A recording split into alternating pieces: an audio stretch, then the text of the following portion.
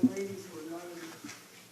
I think it's always true. I don't know. We could always challenge them again.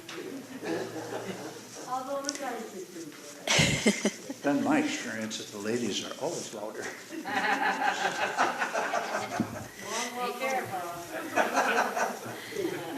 Everybody give Don a ride home today? There's a meeting at Johnson's doghouse. All right, on that note, let's start the kids' message. Amen. Do you know how to clean our hearts? What do I have here? Some paper towels, Windex, a mop, and a broom. What do we use those for? Clean house, clean the church. So, do you ever help your parents clean? Dexter and Dawson back there? No? How about the rest of you? Do you help clean or do you clean? Yeah. So, let's see how these things work. All right, so I'm going to spray a window. Then we take our little paper towel. We wipe the window. Now we can see through it because of all the dirt. Now, do we sweep or we mop first? We sweep. So,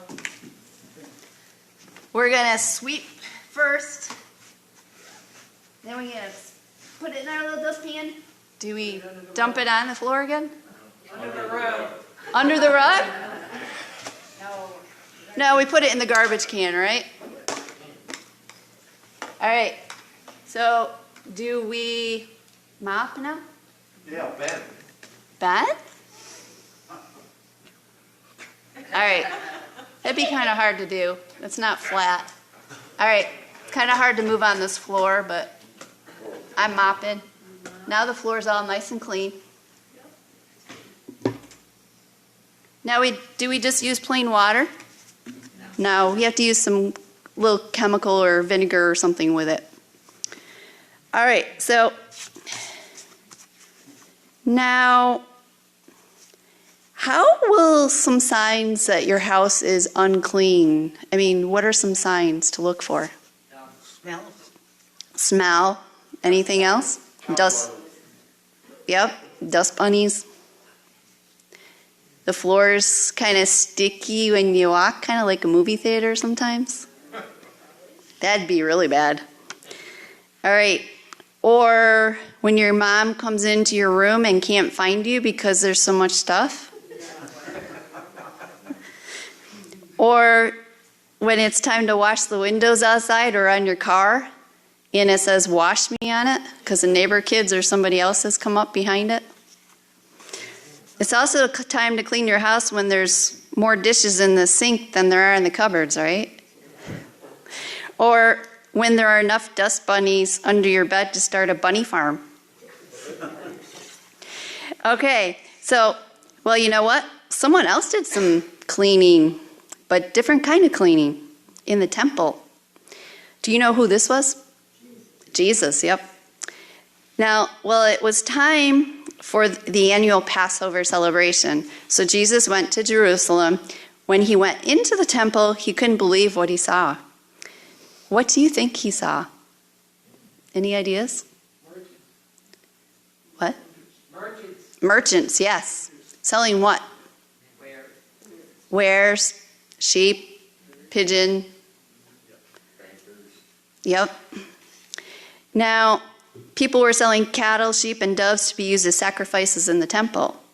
Some people were even charging people to change their money so they could pay their temple taxes. Now, it looked more like a flea market than a place to worship God. You know what happened next? Anybody have any ideas? He threw them out, yeah. Jesus was so angry he made a whip from a rope and drove the cattle, the sheep, and those who were selling them out of the temple. He also turned over the money changers' tables. I mean, he literally knocked them over. Now, to the one who was selling the doves, he said, "Get out of here. How dare you turn my Father's house into a market?" Jesus did some serious house cleaning that day. So as we think about Jesus cleansing the temple, we can also be reminded that there might be some things that need cleaning in our own lives and in our own hearts. The Bible tells us that we are the temple of God and that the Spirit of God lives in us. During the season of Lent, it is a good time to think about how our hearts might need cleaning. If you haven't started, maybe do the Lenten fast. That's a good way to do some house cleaning. Let's pray. Lord, thank you for this lesson, Lord. And I pray, Lord, that you would just help us to really take inventory of our hearts and minds, Lord, of what you might be telling us to take care of. And I thank you and praise you in Jesus' name. Amen.